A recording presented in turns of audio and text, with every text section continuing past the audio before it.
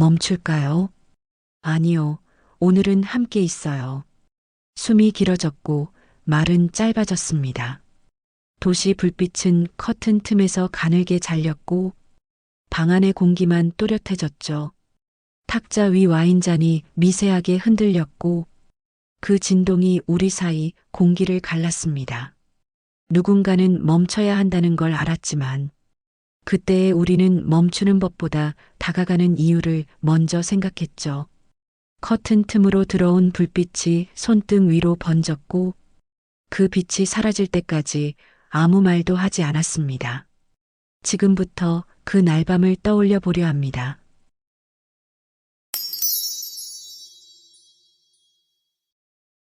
아침 7시 15분 KTX. 나는 매일 같은 자리에 앉습니다. 창가 쪽 순방향. 커피를 한 모금 마시고 노트북을 켜고 이메일을 확인해요. 그리고 창밖을 봅니다. 지나가는 풍경들은 언제나 똑같아요. 아파트가 지나 논밭이 나오고 다시 아파트가 나옵니다. 42살, 과장 11년 차, 결혼한 지 15년 차 되었어요. 숫자로만 보면 괜찮은 삶이죠. 그런데 이상하게 뭔가 비어 있는 것 같았어요. 아내 선아는 여전히 조용하고 우리는 서로에게 필요한 말만 하는 사이가 됐습니다. 저녁 뭐 먹을까? 주말엔 뭐 할까? 그 정도요. 깊은 이야기는 언제부터인가 사라졌어요. 회사도 마찬가지예요. 영업팀 과장. 누군가는 저를 민호 과장이라 부르고 누군가는 그냥 과장님이라고만 불러요. 이름보다 직함이 먼저 나오는 곳, 사람보다 숫자가 먼저 보이는 곳. 그날도 똑같은 아침이었어요. 출장 가는 길, KTX를 타고 대구로 향하는 중이었죠. 커피잔이 흔들렸어요. 기차가 속도를 내면서 미세하게 떨리는 그 진동. 저는 그 흔들림을 보며 생각했어요. 내 마음도 저렇게 흔들리고 있구나. 창밖 풍경은 매일 비슷했지만 마음은 매일 달라졌습니다. 어느 날은 커피가 식는 속도가 더디게 느껴졌고 또 어느 날은 받은 편지함의 숫자가 날숨보다 빨랐죠. 회사 채팅창엔 축하 이모티콘이 터졌고 내 창에는 확인 부탁만 쌓였습니다. 집에선 화분잎이 조금씩 초록을 잃어가고 있었습니다. 물을 주었지만 우리가 마주보던 시간을 주진 못했거든요. 주말엔 뭐 할까? 로 시작해 그럼 그렇게로 끝나는 대화. 질문은 있었지만 서로를 묻는 물음은 없었습니다. 그날도 그렇게 흔한 하루의 시작이었습니다. 같은 시간, 같은 좌석, 다른 생각. 오늘은 커피가 덜 달았고 받은 편지함 숫자만 빨랐습니다. 괜찮다는 말을 또 적었고 나는 점점 괜찮지 않았죠. 그때 누군가 내 맞은편에 앉았어요. 여자였어요. 30대 후반쯤 되어 보이는 차분한 인상의 여성. 검은색 블라우스에 베이지색 코트. 머리는 어깨까지 내려오는 단발이었고 귀걸이가 빛을 받아 반짝였어요. 그녀가 앉으면서 가볍게 고개를 숙였어요. 안녕하세요. 나도 덩달아 고개를 끄덕였죠. 네, 안녕하세요. 그게 다였어요. 그 이후로 우리는 서로 할 일을 했어요. 저는 노트북을 보고 그녀는 책을 펼쳤죠. 제목은 보이지 않았지만 표지가 짙은 남색이었던 게 기억나요. 그녀는 책장을 넘길 때 매번 오른쪽 엄지로 모서리를 살짝 눌렀습니다. 습관처럼 보였는데 그 작은 동작이 이상하게 오래 남았죠.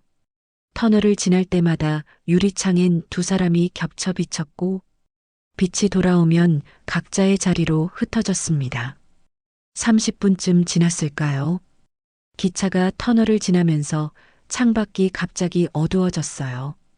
그 순간 유리에 비친 그녀의 얼굴이 보였어요. 그녀도 나를 보고 있었어요. 우리 눈이 마주쳤죠. 1초, 아니 2초였을까요? 그녀가 먼저 미소 지었어요. 나도 어색하게 웃었고요. 혹시 커피 드실래요? 제가 2잔 샀는데 하나 남았어요. 그녀가 말했어요. 목소리는 낮고 부드러웠어요. 아, 괜찮습니다. 제가 이미, 그래도요, 차가우면 맛없잖아요. 그녀는 웃으면서 커피를 건넸어요. 나는 받을 수밖에 없었어요. 감사합니다. 천만에요. 혼자 타면 심심하잖아요.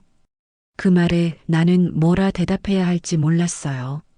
그래서 그냥 커피를 마셨죠.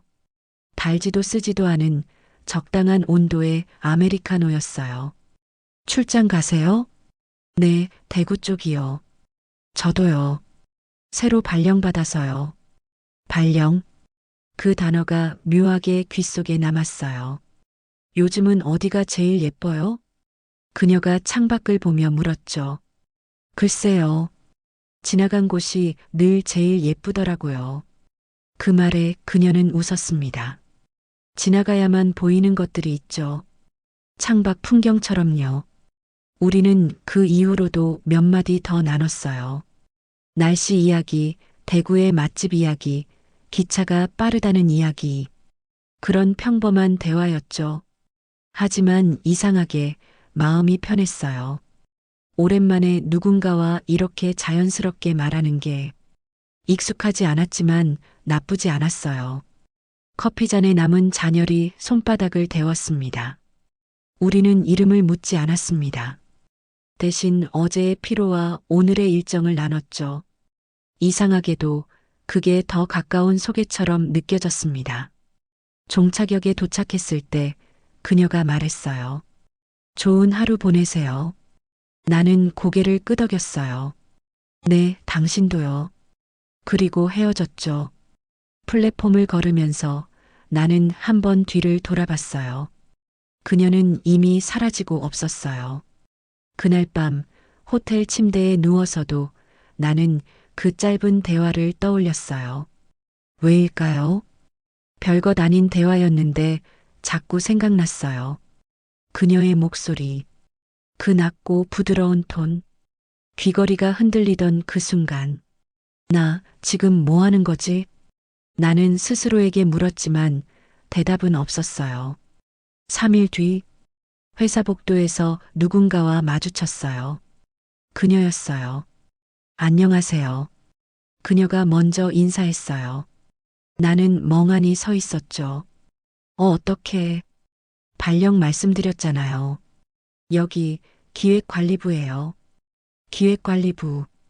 우리 팀과 같은 층이었어요. 아, 그러셨군요. 나는 겨우 그렇게 대답했어요. 그녀는 자연스럽게 웃으며 지나갔어요. 복도에 그녀의 향기가 남았어요. 은은한 꽃향기 같은 거였어요. 발령 말씀 그때 하셨죠. 내가 말하자 그녀는 고개를 끄덕였습니다. 기억하셨네요. 기차에서 들은 말은 오래 남더라고요. 그날 오후 회의가 있었어요. 부서 간 협업건이었는데 그녀가 들어왔어요. 안녕하세요. 기획관리부 새로 부임한 지은입니다. 지은. 그녀의 이름을 그제야 알았어요. 회의 내내 나는 그녀를 보지 않으려 애썼어요. 하지만 자꾸 시선이 갔죠. 그녀는 차분하게 발표를 했고 질문에도 정확하게 답했어요. 프로페셔널했죠. 그런데 회의가 끝나갈 무렵 그녀가 나를 봤어요. 딱 1초. 하지만 그 1초가 길게 느껴졌어요. 일주일이 지났어요. 우리는 몇 번 더 마주쳤어요. 복도에서, 엘리베이터에서, 회의실에서, 그리고 어느 날 야근을 하게 됐죠. 과장님, 아직도 일하세요? 그녀가 사무실 문을 열고 들어왔어요. 밤 10시가 넘은 시각이었어요. 네, 마감이 내일이라서요. 저도요. 같이 할까요? 혼자 하면 외롭잖아요. 그 말에 나는 잠시 멈칫했어요. 하지만 거절할 이유도 없었죠. 그럼 부탁드립니다. 우리는 나란히 앉아서 일했어요. 키보드 소리만 들렸어요. 그런데 이상하게 그 정적이 편했어요. 누군가 옆에 있다는 게 나쁘지 않았죠. 1시간쯤 지났을까요? 그녀가 말했어요. 과장님, 커피 마실래요? 제가 내려드릴게요. 아, 괜찮습니다. 그래도요. 저도 마실 거예요. 그녀는 일어나서 커피를 타왔어요. 그리고 내 옆에 앉았어요. 의자가 가까웠어요. 팔꿈치가 살짝 스쳤죠. 죄송해요. 그녀가 먼저 말했어요. 아니에요, 괜찮습니다. 하지만 나는 그 스침을 느꼈어요. 그녀의 체온이 피부를 통해 전해졌어요. 과장님, 힘들어 보여요. 그녀가 조용히 말했어요. 그래요? 네. 표정이 나와요. 나는 대답하지 못했어요. 혹시 집에서 힘든 일 있으세요? 그 물음에 나는 잠깐 멈췄어요. 아니요, 그런 건 아니고요. 그냥 조금 지쳤나 봐요. 그녀는 고개를 끄덕였어요. 이해해요. 저도 그래요. 야근 전 사무실 불은 절반만 켜져 있었습니다. 반쯤 어두운 공간에선 숨소리가 더 또렷하죠. 힘들면 잠깐 창가 보러 가요. 우리는 복도 끝 유리창 앞에 섰습니다. 도시는 비가 온 뒤처럼 반짝였고 말 대신 유리창 속 두 사람의 간격만 확인했습니다. 그녀가 먼저 돌아섰습니다.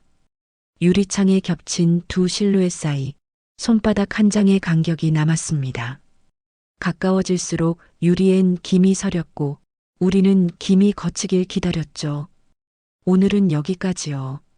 경계는 말로 긋는 것이 아니라 발소리로 멈추는 것이었습니다. 우리는 조금 더 이야기했어요. 일 이야기, 인생 이야기, 피곤함에 대한 이야기. 그리고 어느새 우리는 서로를 보고 있었어요. 그녀의 눈빛이 깊었어요. 마치 나를 이해한다는 듯이. 과장님, 네. 혼자 견디지 마세요. 누군가는 옆에 있어요. 그 말이 끝나자 정적이 흘렀어요. 그리고 그녀의 손이 내 손 위에 살짝 얹어졌어요. 나는 피하지 않았어요. 손끝이 닿은 순간부터 공기가 달라졌어요. 과장님, 그녀가 나를 불렀어요. 목소리가 낮아졌죠. 네. 나는 대답했지만 내 목소리도 떨리고 있었어요. 힘들 땐 누군가 옆에 있어주는 게 답이에요. 그 말이 끝나자 그녀는 손을 거두지 않았어요. 나도 피하지 않았죠. 우리는 그렇게 몇 초간 서로를 바라봤어요. 그리고 나는 알았어요. 이건 위로가 아니라는 걸. 이건 도망이라는 걸. 하지만 멈추지 못했어요. 저기 부장님. 나는 겨우 그렇게 말했어요. 그녀는 고개를 가로저었어요. 지금은 그냥 지은이라고 불러줘요. 그 말에 나는 숨이 막혔어요. 그날 밤 우리는 회사를 나섰어요. 늦은 시각이었죠. 거리는 조용했고 가로등만 켜져 있었어요. 배고프지 않아요? 그녀가 물었어요. 조금요. 근처에 조용한 곳 알아요 가요. 나는 거절할 수 없었어요. 우리는 작은 와인바에 들어갔어요. 손님은 우리밖에 없었어요. 그녀는 와인 2잔을 주문했고 우리는 마주 앉았어요.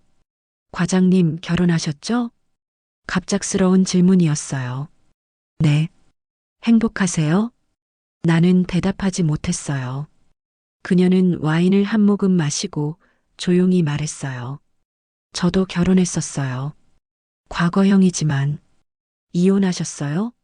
네, 3년 전에요. 그 말에 나는 할 말을 잃었어요. 후회하지 않아요. 그냥 서로 다른 사람이었던 거예요. 그녀의 목소리는 담담했어요. 하지만 어딘가 쓸쓸했죠. 과장님도 그렇지 않나요? 무슨 말씀이세요? 혼자라는 느낌. 결혼했는데도 혼자라는 느낌. 그 말이 가슴을 찔렀어요. 맞아요. 나는 솔직하게 대답했어요. 저도 그래요. 매일 집에 가지만 돌아갈 곳이 없는 것 같아요. 행복하세요? 그녀의 물음은 가벼운 친절이 아니었습니다. 나는 답을 빙빙 돌렸죠. 괜찮게 살아요. 근데 가끔 괜찮다는 말이 벽처럼 느껴져요. 그녀는 잔을 내려놓았습니다. 저도요. 그래서 아마 오늘 우리는 여기에 있겠죠. 의자가 미세하게 긁히고 테이블 아래 발끝이 의도치 않게 스쳤습니다. 사과 대신 잔을 맞부딪히는 소리가 짧게 울렸고 대화는 끊겼지만 간격만 계속 줄어들었죠. 그녀는 고개를 끄덕였어요. 그래서 우린 여기 있는 거예요. 그렇게 우리는 밤새 이야기했어요.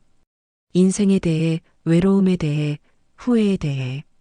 그리고 어느새 우리는 서로에게 기대고 있었어요. 말은 멈췄고 시선만 대화를 이어갔습니다.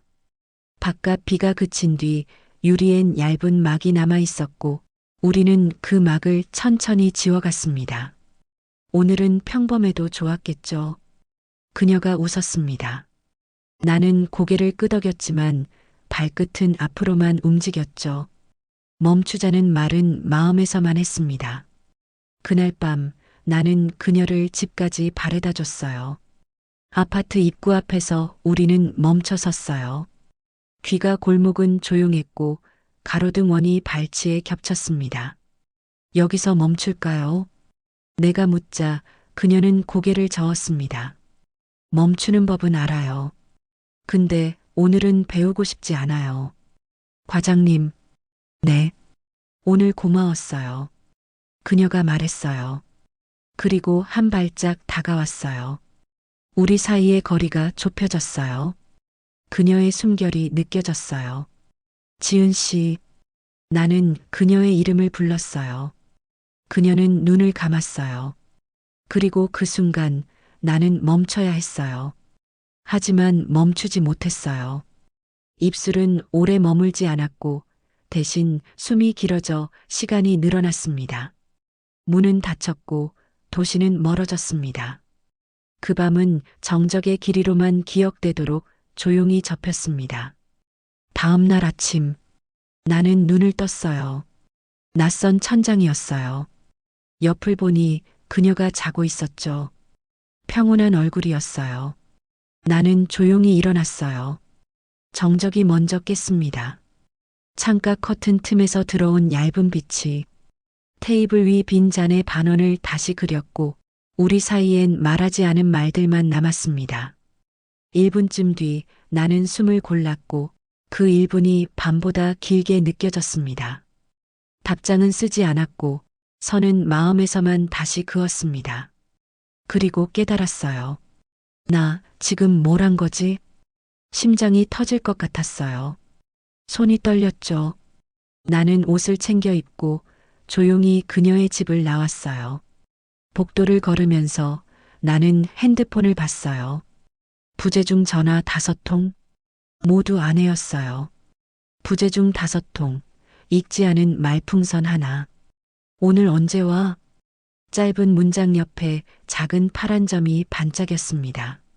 어떡하지? 나는 전화를 걸지 못했어요. 대신 문자를 보냈죠. 미안, 회식이 늦어져서 호텔에서 잤어. 곧 들어갈게. 거짓말이었어요. 회사에 도착했을 때 분위기가 이상했어요. 과장님, 어제 야근 많이 하셨죠? 동료가 웃으며 말했어요. 좀 늦게까지. 부장님이랑 같이요? 그 말에 나는 얼어붙었어요. 왜? 아니에요. 그냥 둘이 자주 남으시길래요. 회사에서 동료가 묻습니다. 어제도 남으셨어요? 농담처럼 흘렀지만 와인 향이 내 옷깃에서 늦게 사라졌다는 사실이 더 날카로웠죠. 동료는 가볍게 웃었지만 나는 웃을 수 없었어요. 누가 봤나?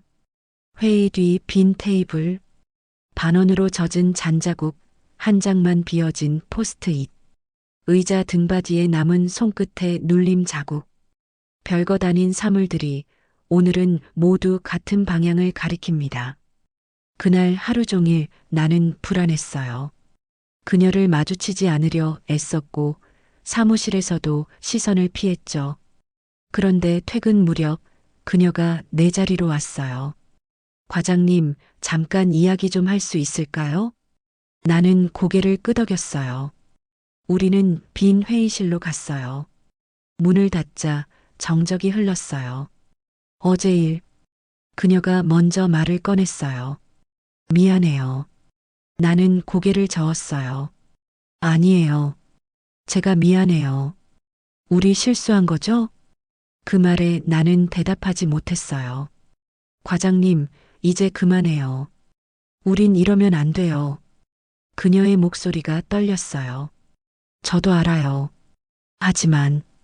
하지만은 없어요.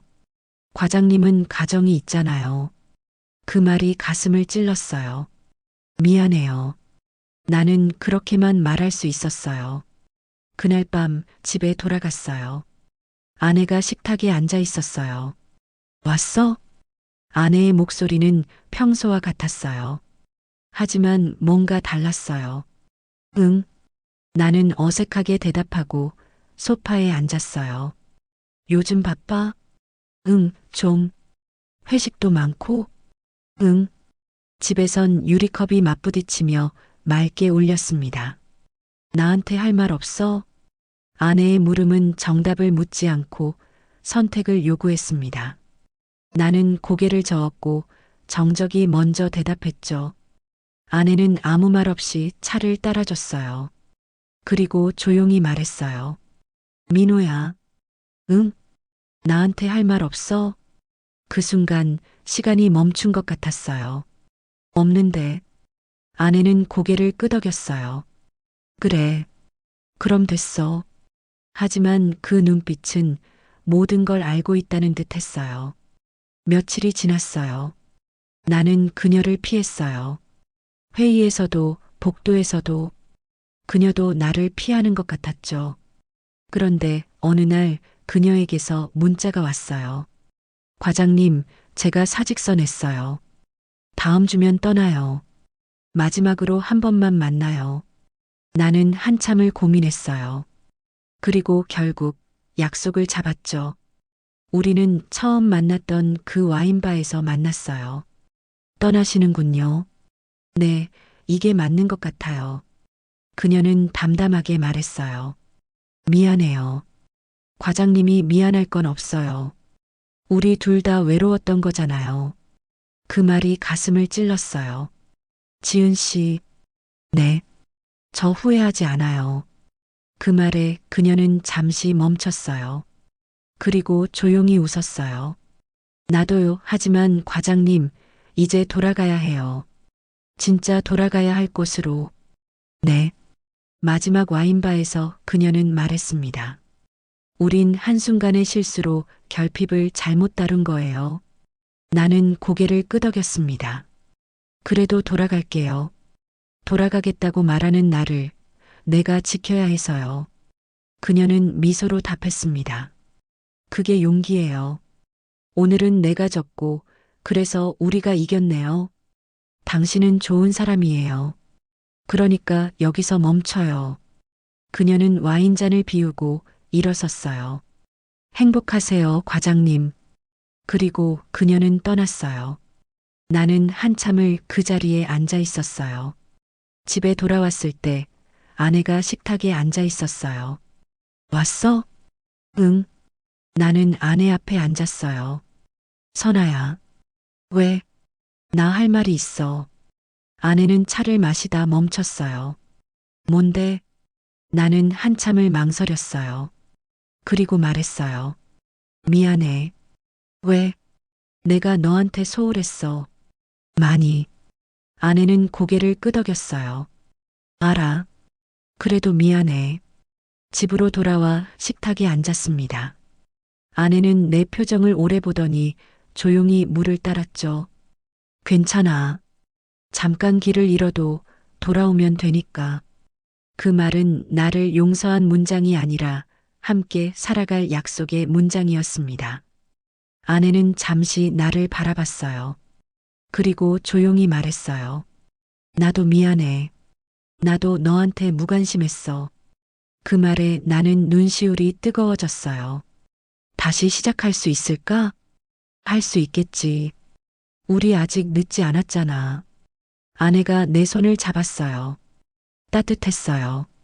그날 밤 나는 창밖을 봤어요. 창밖으로 KTX가 멀어지는 소리가 들렸습니다. 빠르게 지나간다고 아무 흔적도 남지 않는 건 아니더군요.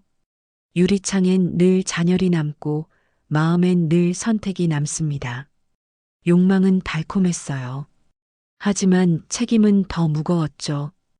욕망은 달았지만 책임이 우리를 무너지지 않게 붙잡는 마지막 울타리였습니다. 오늘의 나는 그 울타리를 붙들었습니다. 내일의 나도 그러길 바랍니다. 사람은 때로 길을 잃어야 길의 모양을 압니다. 욕망은 빠르게, 책임은 느리게 오지만 느리게 온 것이 오래 남았습니다. 내일의 나는 오늘보다 조금 더 천천히 돌아보며 걷겠습니다. 나는 이제 알아요. 사랑은 불완전하지만 지켜야 할 것은 언제나 곁에 있다는 걸. 그리고 그 곁을 다시 돌아볼 수 있는 용기가 필요하다는 걸. 여러분이라면 그 밤 어떤 선택을 하셨을까요? 이야기의 다음 장면이 궁금하시다면 구독과 좋아요 부탁드립니다. 여러분의 댓글이 새로운 이야기를 이어가는 힘이 됩니다. 지금까지 긴 이야기를 끝까지 들어주신 여러분께 진심으로 감사드립니다. 이 한 편의 이야기가 여러분께 작은 렌즈가 되어 다른 이의 선택과 아픔을 조금 더 깊이 이해할 수 있기를 바랍니다. 언제나 몸과 마음 건강하시길 기원합니다. 오늘도 함께 해주셔서 고맙습니다.